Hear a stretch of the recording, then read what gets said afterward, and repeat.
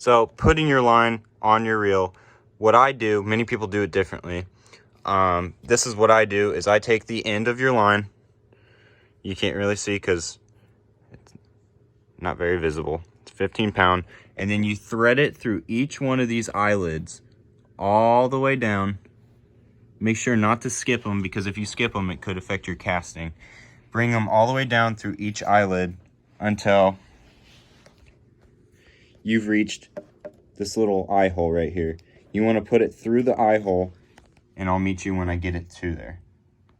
All right, so once you have this line through that eyelid, you want to make sure you get a good amount. And what I do, now this isn't the correct way, but this is the easiest way that I do it. You could ask a million different people and they'll give you a million different ways to do it. So what I do is I take this tag end, which is this end right here, that is not connected to anything. I put it through these holes out through the other end. You can see it come out right there. What I do is I press this button, which releases the spool, so it's free to turn wherever it wants to go. I make sure that I get enough room on this tag end to where I can push the spool forward and grab this tag end.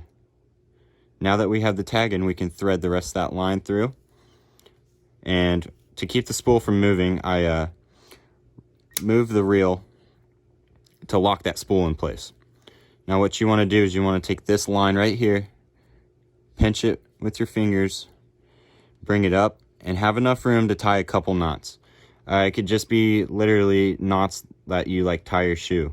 So you want to do crisscross through, cinch it down, do that a couple times. There's many ways to do it. I know this isn't the technical way to do it, but there's just many ways to do it, and this is one of them that I use.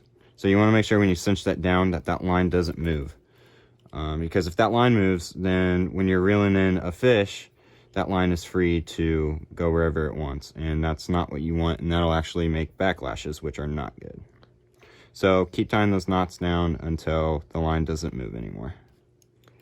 Once you got that line tightened down, what you want to do is you want to just reel it in until the spool is pretty much filled to the point.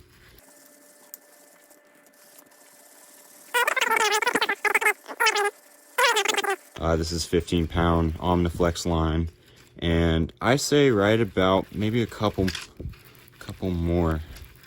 That's about as full as you want to get it. A good 80% full right there.